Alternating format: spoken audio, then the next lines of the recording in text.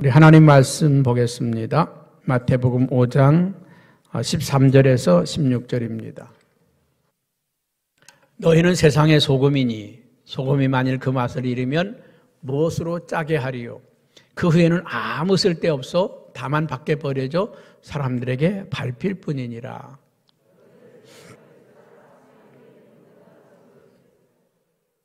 사람들이 등불을 켜서 말 아래에 두지 아니하고 등경 위에 두나니 이러므로 집안 모든 사람에게 비치느니라.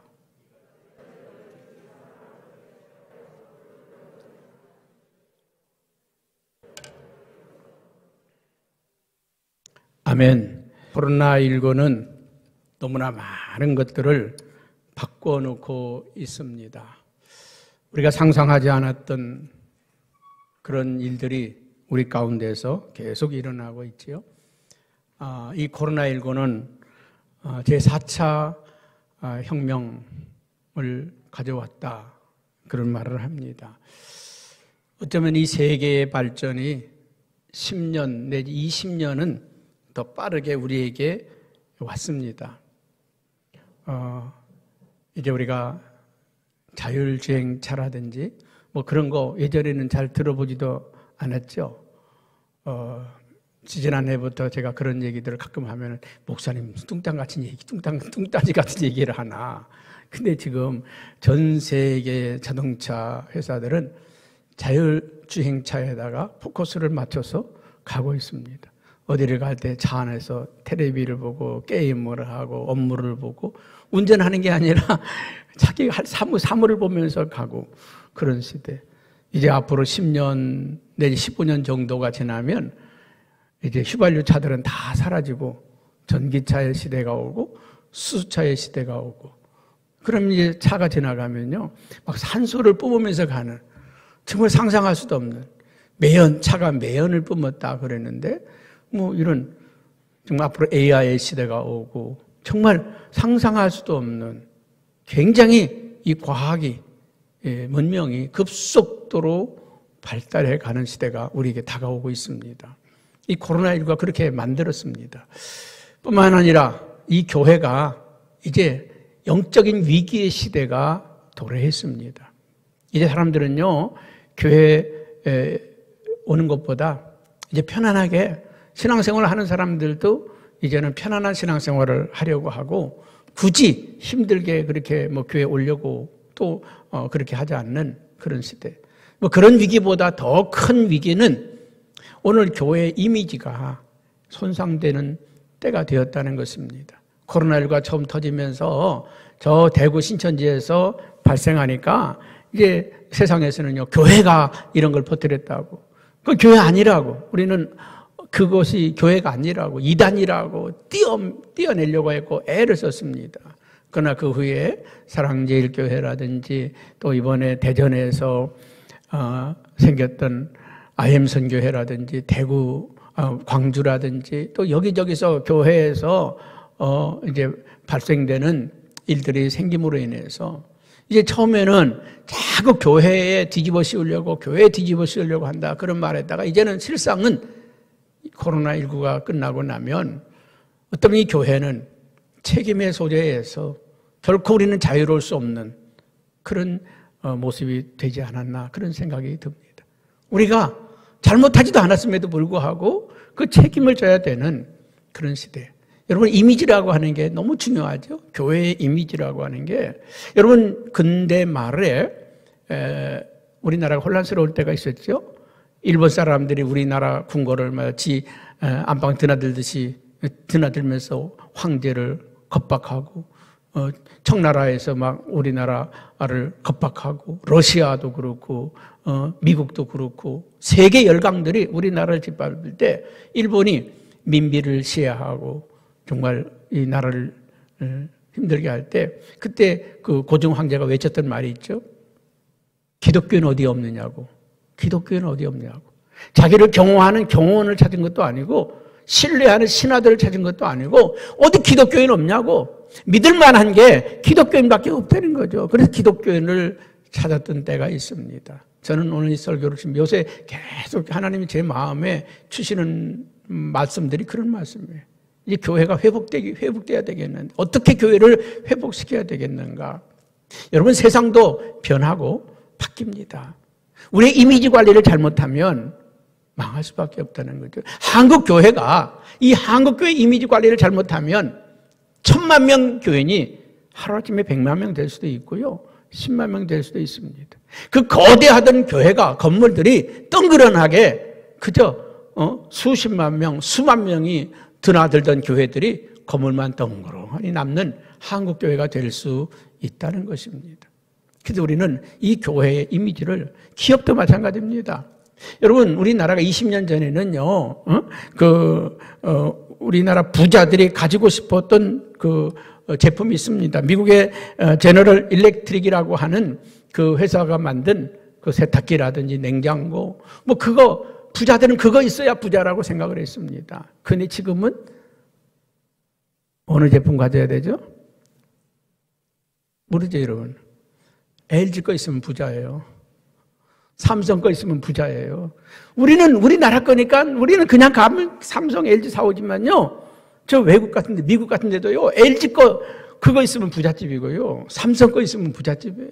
그만큼 우리나라가 지금 굉장히 세계적으로는 엄청나게 지난해 2020년에 세계 10대 기업 발표했죠. 미국의 포브스라고 하는 그 경제 전문지에서 해마다 세계 그 기업 이미지 조사를 해서 발표를 하는데 우리나라 삼성이 5번째에 올랐습니다. 5번째. 거기 10대, 20대 기업들 보면요. 20년 전에 1등 하던 기업은 코카콜라였습니다. 근데 그 코카콜라가 이번에 6등으로 밀려났습니다. 삼성 다음으로 밀려났고 20년 전에는요. 이름 하나 내밀지 못했던 기업들이 1, 2, 3, 4, 5등에 다 들어갔어요. 애플이라든지 아마존이라든지 마이크로소프트라든지 구글이라든지 삼성이라든지 이런 회사들은요. 20년 전에는 등수에 들지도 않은 회사들입니다. 이름도 몰랐던 그런 회사들이 20년 후에 1, 2, 3, 4, 5등으로 바뀌었다는 거예요. 여러분 이렇게 세상이 바뀝니다. 최고였던 이 노키아라고 하는 그 핀란드 회사의 핸드폰 회사는요. 20년 전에는 핸드폰 하면 노키아 거예요.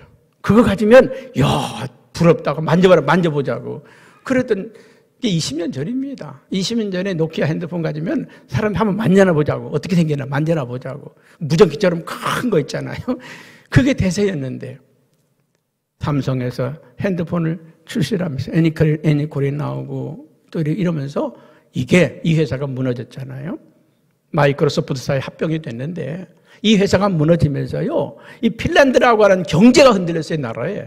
그 GDP가 8.3%가 무너지고 그리고 4만 명 이상의 실직자가 생기면서 이 나라 경제가 흔들렸던 그런 때가 있었습니다. 20년 전에 최고라고 하던 이 기업들이 20년 후에는요. 이름도 없이 사라져버리는 회사가 있고 20년 전에는 이름도 하나 거명되도 안 하던 회사들이 20년 후에는 이렇게 올라오는 여러분 교회 판도가 그렇게 바뀝니다. 이제까지 우리나라를 휩쓸던 그런 교회들이 어느 순간인가 흔적 없이 사라지는 교회들이 있고요. 어떤 교회는 이름도 없던 교회들이 갑자기 등장을 해서 영적인 세계를 이끌어가는 교회들이 생길 수 있다는 것입니다. 여러분 초대교회를 가만히 보면 이 초대교회의 부흥의 원동력이 뭘까? 여러분 초대교회는요 굉장한 좀 부흥의 역사를 이뤘던 교회죠. 이 초대교회는 막 능력이 역사가 일어난 교회입니다. 귀신이 떠나가고 병자들이 벌떡벌떡 일어나고 죽은 자가 살아나고 놀라운 역사들이 막 기도의 역사가 폭발되었고요. 막 그냥 기도할 때 진동하는 역사가 일어나고 막 은사가 터져 나오고 역사가 일어나고 그리고 이 교회는요 막 은혜 받은 사람들이 교회에다가 막 헌금을 갖다 바치는데 막 산더미 같이 땅을 팔아 바치고 집을 팔아 바치고 그래서 그걸 갖다가 가난한 사람들에게 나눠주고 굶주린 사람에게 나눠주고 서로 나누고 네 거 내 것도 없이 사는 유무상통 사회가 이루어졌고요. 뿐만 아니라 서로 매일매일 교회에 와서 사람들이 그 사랑의 교제를 나누는 거예요. 떡을 떼며 사랑의 교제를 나누는 그냥 사람들이 다 교회 안에 바글바글 모이고 교회 안에 그냥 와서 그냥 서로 형제님 자매님 하면서 너무 아름다운 관계가 이루어졌죠. 여러분, 진짜 초대교회 부흥은 어디 있을까? 진짜 초대교회 부흥이 어디서 왔을까? 사도행전 2장 47절에 보면 성경은 이렇게 말씀을 하고 있습니다. 하나님을 찬미하며 또 온 백성의 칭송을 받으니 주께서 구원받는 사람을 날마다 더하게 하시니라. 여러분, 초대교회 부흥은 이거예요. 이겁니다. 예수님께서 날마다 구원받는 자를 더해 주었다. 날마다 더해 주었다. 왜요? 이 초대교회는 칭찬받는 교회, 많은 사람들로부터 사랑받는 교회가 되었기 때문에 하나님께서는 계속, 우리 요즘 가끔 이 코로나 방역 때문에 교회가 저 세계로 부산 세계로 교회 같은 교회나 뭐 이런 교회들이 정부하고 맞짱 뜨자고 목숨 걸고 예배 지키겠다고 예배 사수하겠다고 그래가지고 한때 교회를 긴장시켰고 또 나라를 긴장시켰습니다. 우리 교회가 목숨 걸고 예배 지키겠다고 그러면 뭐 정부가 눈 하나 까딱도 안 하지만 이 세계로 교회 같은 교회가 맞짱 뜨자고 하니까 정부도 바로 하루쯤 날 그냥 풀어줘서 예배 드리라고. 만약에 우리나라 이 대형 교회가 말이죠, 맞짱 뜨자고 하면 담임 목사가 목숨 내놓겠다고 하면요, 정부 못 이깁니다. 교회가 이렇게 하면 못 이깁니다. 그런데 주님이 보실 때 잘했다 그러실까? 저는 그렇게 생각하지 않아요. 주님이 너 잘했다 생각하지 않아요. 여러분, 구약시대에도요, 목숨 걸고 예배를 지켰던 사람들이 있습니다. 과연 그 예배를 하나님 잘했다 그럴까? 시편이나 또 구약에 보면요, 내가 너희들의 그 재물에 내가 뭐라고 그런가? 그리고 뭐라고, 나는 그거 싫다 이거예요. 다 천천에 순양을 드려봐라. 만만에 그 소를 드려봐라. 내가 그걸 기뻐하겠느냐? 다 싫다. 질렸다 그 말이에요. 질렸다. 나는 너희의 그 재물보다 너희의 순종을 기뻐한다. 너희들의 그 재물보다 너희들의 마음을 바뀌는, 너희 마음은 내게서 먼데 마음은 하나님에게 있지 않은데 재물만 갖다 바친다고 내가 그걸 기뻐하겠느냐? 나는 수많은 재물보다 순종을 기뻐한다. 여러분, 하나님은요, 오늘 우리가 와서 예배 시간 딱 지키고 막 예배 드리고 그거 소중합니다. 그것이 하나님이 정말 기뻐하는 일일까? 여러분, 하나님이 소중히 보시는 건 생명입니다. 그 생명을 사랑하느냐, 그 생명을 귀하게 여기느냐, 그것을 보신다는 겁니다. 사랑하는 성도 여러분, 오늘 이 교회가 이 사회로부터 우리가 비난받고 있다는 것이죠. 정말 우리가 잘함에도 불구하고 비난받는다고 하면 괜찮습니다. 좋은 일입니다. 여러분, 초대교회의 부흥회는 바로 세상 사람들로부터 칭찬받았다는 것입니다. 야, 정말 아름답다, 훌륭하다. 그러니까 예수님께서 날마다 구원받는 자를 더해 주었다는 것입니다. 부흥회는요, 부흥하려면 이 3요소가 있어야 된다고 생각을 해요. 첫째는 그 교회 안에 있는 성도들이 그 교회를 좋아해야 된다는 거예요. 우리 교회가 부흥되는 첫째 비결은 성도들이 성현교회를 좋아해야 된다는 거예요. 여러분, 성현교회 좋으세요? 아멘 소리가 별로 안 내. 만약에 여러분들이 나는 그냥 뭐 권사니까 장로니까 어쩔 수 없이 교회 나가지만 너희들은 다른 교회 나가. 문제가 있겠죠. 또 집사님들한테 나는 성형교회 다니지만 집사님은 다른 교회 나가. 그러면 우리 교회가 희망이 없죠. 여러분들이 이 교회를 너무너무 사랑하고 이 교회를 좋아하고 그리고 자랑하고 싶고 사람들에게 어떻게든지 우리 교회를 데려오고 싶고 어떻게든지 여기에 앉히고 싶고 이 교회를 우리 교회 성도들이 사랑할 때 교회가 부흥될 수 있다는 겁니다. 나는 여러분, 이 교회가 여러분들이 사랑하는 교회 되었으면 좋겠어요. 이 교회를 너무너무 좋아하는 교회 되었으면 좋겠습니다. 두 번째로는요, 다른 교회 교인들이 우리 교회를 좋아해야 돼. 다른 교회 교인들이. 나는 저 잠실에 있는 교회 나가지만, 아이고, 집사님은 성인교회 나가. 그 교회 좋은 교회야. 성인교회 목사님이 아주 설교도 잘하시고, 아주 성인 교인들이 너무너무, 그 얼굴 미소도 좋고, 너무너무 좋은 교회야. 성인교회 나가. 다른 교회 교인들이 우리 교회로 오고 싶어 하고, 이 교회에 교인이 되고 싶어 하고, 자기는 거기에 몸담고 있으면 못 오지만, 다른 사람들에게 소개하면 성인교회 가라고 하고 싶은 그런 교회가 될 때, 우리 교회가 희망이 있다는 거죠. 또는 세 번째로는요, 불신자들이 좋아하는 교회. 야, 저런 교회는 꼭 있어야 돼. 야, 성인교회는 진짜 교회인가 봐. 저기 다니는 사람들은 사람이 참 좋아. 아주 밝아. 여러분, 세상 사람들이 알아요. 세상 사람들이 알아. 여러분, 제가요, 어떤 때는 몸이 안 좋을 때는요, 성도들이 알아요. 목사님 많이 몸이 안 좋으신가 봐요. 많이 피곤하신가 봐요. 왜요? 나 안 피곤한데? 아니, 얼굴에 써 있어요. 얼굴에 써 있어요. 피곤이 막 줄줄 흘러요. 여러분, 우리가 미소를 짓는지 행복한지는 세상 사람들이 알아. 여러분, 바라기는 세상 사람들이 바라볼 때, 야, 성인교회는 있어야 될 교회야. 참 좋은 교회야. 이런 말들이, 칭찬들이 있어지기를 축복합니다.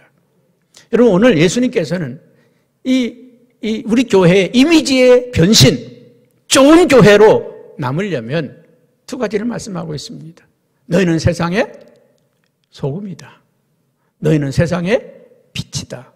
우리에게 너는 세상의 빛이 되라, 소금이 되라 말씀하지 않고 너는 세상의 빛이다. 너는 세상의 소금이다.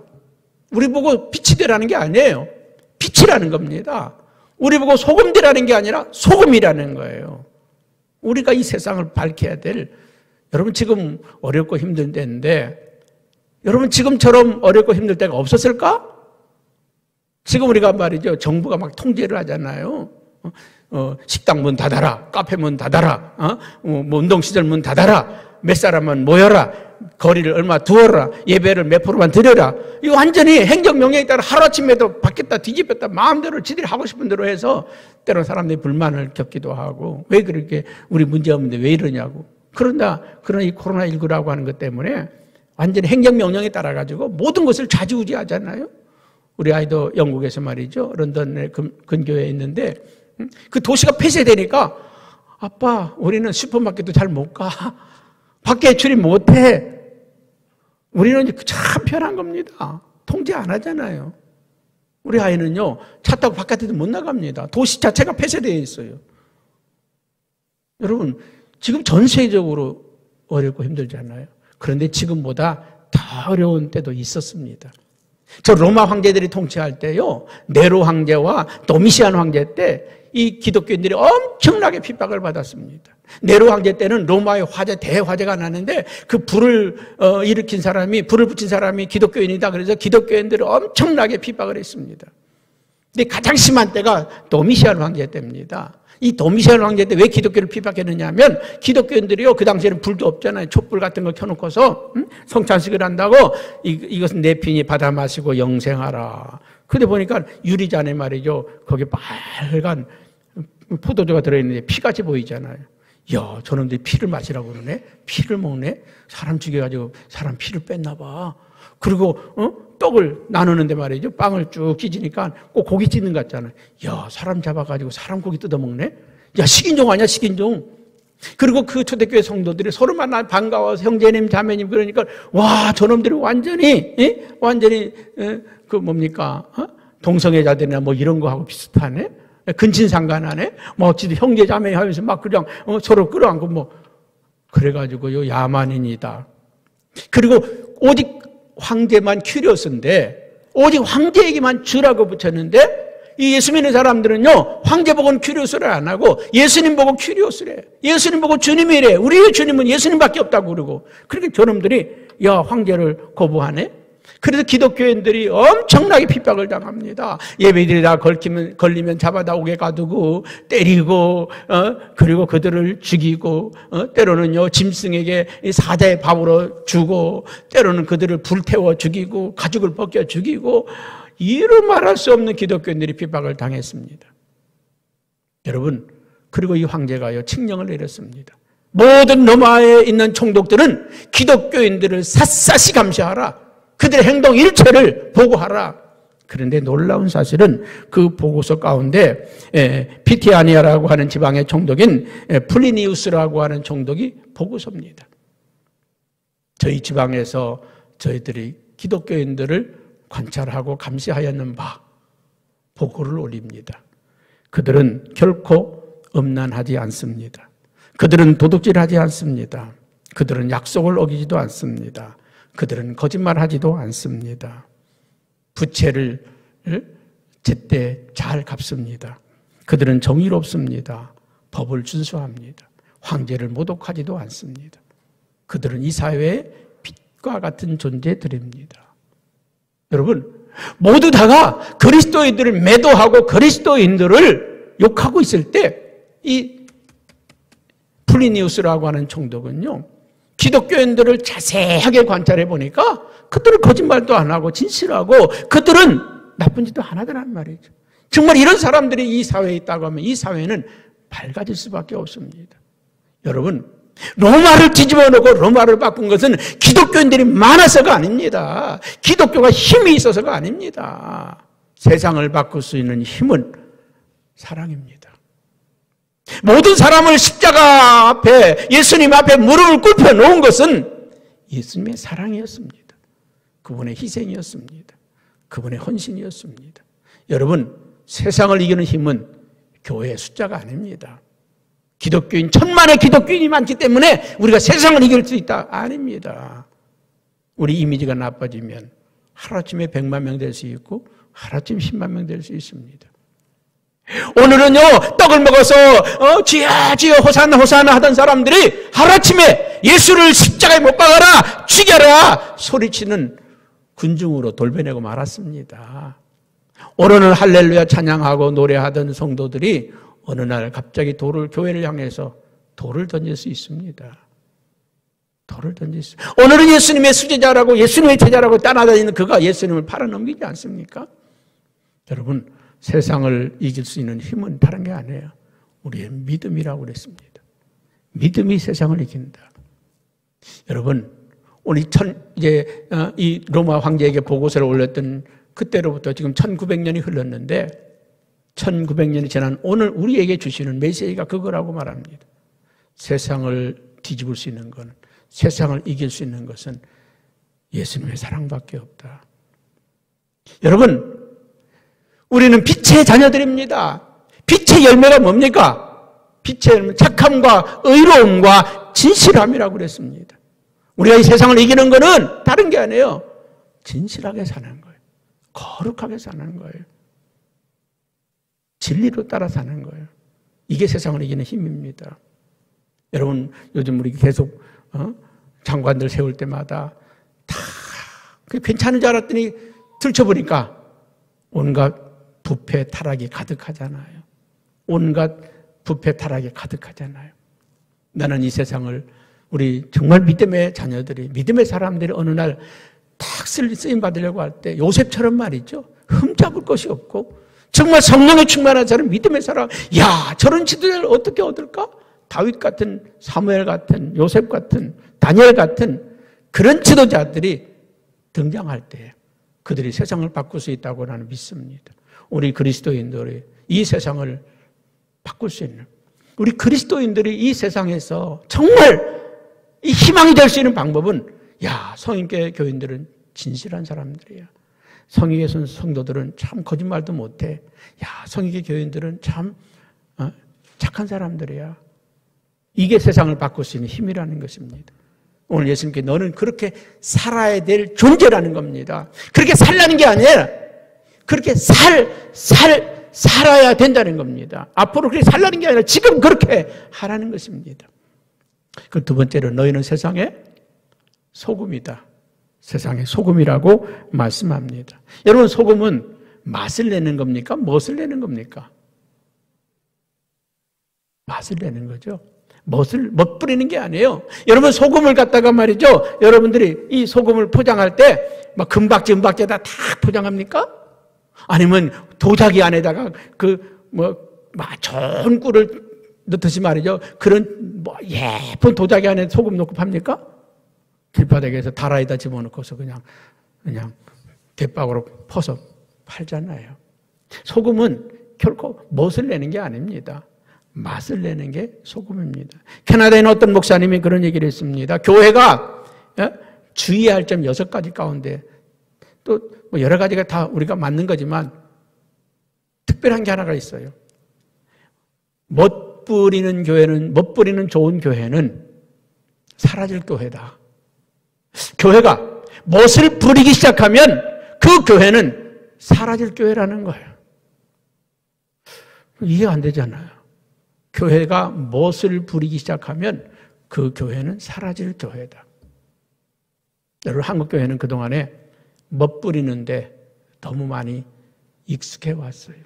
교회를 아름답게 치장하고 장식하고 또 뽐내고. 예전에 요새는 우리가 많이 달라졌는데 성가제 가면 내가 참 마음에 안 들었던 게 한 가지가 있었어요. 그냥 성가제가 성가제만 하면 되는데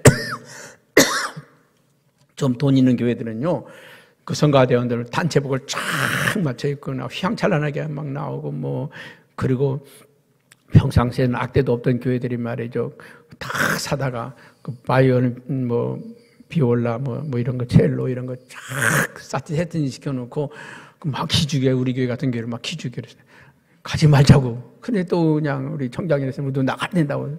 어쩔 수 없이 나가고.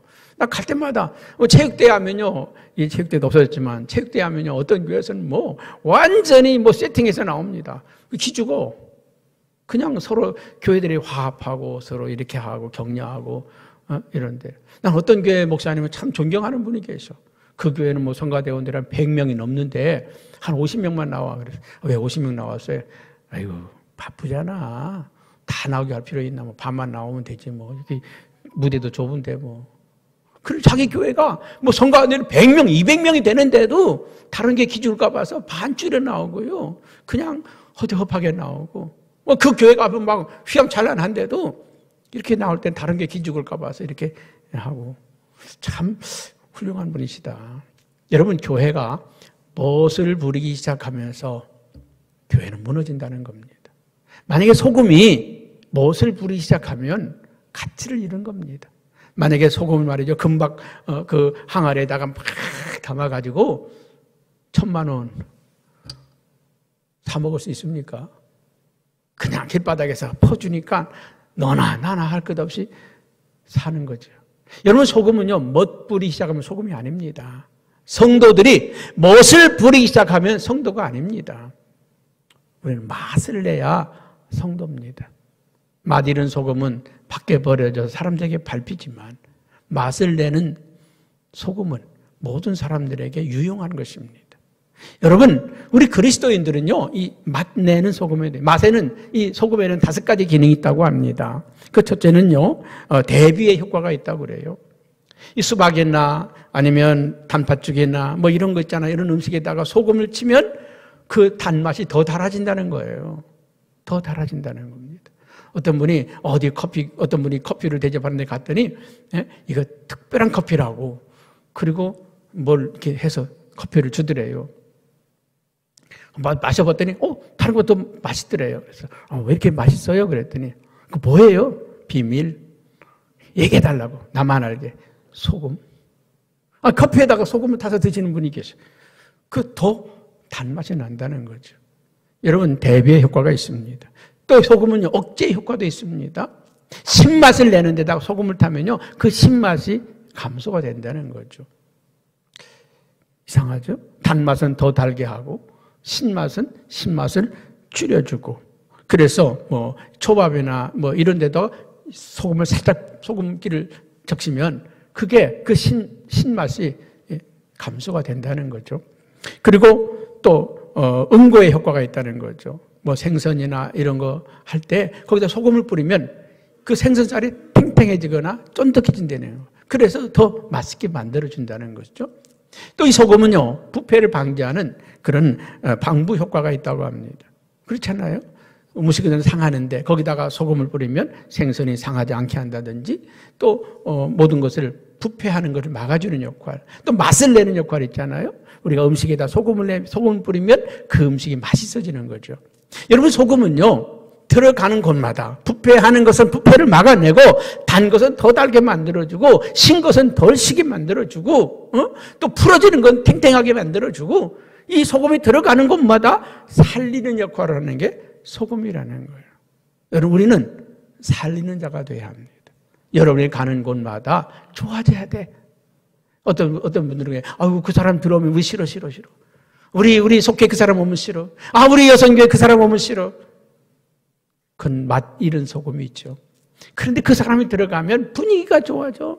그 사람이 어떤 일을 맡으니까, 교회 뭐 재정을 맡으니까 재정이 좋아지고, 그 사람이 관리부를 맡으니까 교회가 뭐 그냥 다 잘 관리되어지고, 그분이 선교를 맡으니까 선교하는 일이 더 풍성해지고. 그러니까 우리가 무슨 일이든지 그 사람에게 일이 맡겨지면 일이 잘 되게 하는 사람이 있는가 하면 그냥 내팽개치는 사람이 있습니다. 여러분, 너희는 세상의 소금이다. 맛을 내는 자가 되라는 거죠. 여러분, 우리 그리스도인들은 세상에 나가서 인정받고 말이죠. 추앙받고, 세상 사람들로부터 참 이게 아니라 우리가 스스로 십자가, 너희 누구든지 나를 따르고자 하는 자는 자기 십자가를 지고 따르라. 십자가 뭡니까? 희생입니다. 헌신입니다. 우리는 세상을 섬기라고 하나님이 우리를 부르신 거예요. 우리 형제를 섬기라고, 이웃을 섬기라고, 이 나라를 섬기라고 저와 여러분들을 부르셨습니다. 이 맛과 멋에는 의미가 있다고 그래요. 이 멋이라고 하는 건 맛에서 왔다고 하는 말도 있더라고요. 여러분, 맛이라고 하는 건요, 우리 속에 있는 겁니다. 그렇죠? 멋은 겉에 있는 거예요. 맛은 진실함에 있는 것이고, 멋은 포장입니다. 겉포장입니다. 그리고 이 맛은 내면적인 거라면 멋은 외면적인 것입니다. 멋은 잠깐 동안에 부릴 수 있지만 맛은 잠깐 동안에 만들어지는 게 아닙니다. 여러분, 가서 10분이면요, 아니면 1시간이면 완전 다른 사람 만들어 올 수도 있어요. 머리도 단장하고, 화장도 하고, 옷도 기가 막히게 입혀놓고, 막 뭐 귀걸이, 고걸이, 코걸이 막 다 붙여놓고, 뭐 치장해보세요. 와, 사람이 달라 보이네. 그런데 맛은 한두 시간에 낼 수가 없어요. 하루 이틀에 낼 수는 없어요. 오랜 시간 숙성돼야 진국이 되잖아요. 진짜 맛이 되잖아요. 여러분, 오늘 이 세상은 우리에게 무엇을 요구하는 게 아니라 맛을 요구하는 거예요. 우리의 믿음 안에서, 우리의 신앙 안에서 나오는 그 맛. 그래서 오늘 맛을 잊지 말라는 거예요. 소금의 맛을 잃으면 소금의 맛을 무엇으로 짜게 하리요? 후에는 아무 쓸데없어 밖에 버리어 사람들에게 밟힐 뿐이라. 여러분, 오늘 맛을 내는 여러분 되기 바랍니다. 성현교회 맛, 우리 장로님들의 맛. 야, 성현교회 장로님들은 진짜 훌륭한 분들이야. 참 좋은 분들이야. 야, 성현교회 우리 성도들은 참 좋은 분이야. 야, 예수 믿으면 저렇게 믿어라. 당신 다 좋은데 딱 한 가지만 고치면 좋을 것 같아. 한 가지만. 예수만 안 믿으면 좋을 것 같아. 그건 칭찬입니다. 칭찬. 다 좋은데. 그런데 여러분, 만약에 예수 믿으려면 좀 집안일을 좀 하고 믿어. 예수 좀 믿으려면 좀 이거 좀 하고 믿어. 그러면 그건 칭찬이 아니라 욕입니다. 여러분, 오늘 우리에게는 흠이 하나만 있어야 됩니다. 뭐예요? 예수 믿는 것 하나. 초대교회 그 고백처럼 말이죠. 저들은 거짓말도 안 합니다. 저들은 도둑질도 안 합니다. 약속을 어기지도 않습니다. 저들은 정직합니다. 저들은 법을 준수합니다. 한 가지 흠이 있다면 예수 믿는 흠밖에 없습니다. 그게 이 플리니우스의 보고서 아닙니까? 저들에게 흠이 있다면 예수 믿는 것밖에 없습니다. 오직 흠은 그거 하나밖에 없습니다. 여러분, 우리의 흠은 오직 하나만 있어야 됩니다. 예수 믿는 거, 그거 하나만. 야, 저 사람 그거 빼고는 정말 좋은 사람이다. 그 말은 뭡니까? 예수 믿으려면 저렇게 믿어야 된다.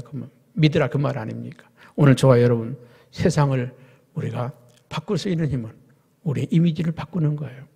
이제 우리가 교회가 말이죠, 이 세상에 나가서 섬김과 희생과 사랑을 통해서 우리 자신을 바꾸어 갑시다. 우리 자신, 우리 성현교회가 이미지를 이 지역에 좋게 만들어가는 것, 또 여러분들의 이미지를 정말 여러분 이웃에게, 가족에게 좋게 만들어가는 것, 그것 외에는 살 길이 없다는 걸, 소망이 없다는 겁니다. 희망이 없다는 겁니다. 이제 우리가 코로나19가 끝나갈 텐데, 끝나가고 나면 분명 교회는 세상으로부터 지탄을 받습니다. 책임의 소재를 물을 겁니다. 그때 우리는 자유로울 수가 없어요.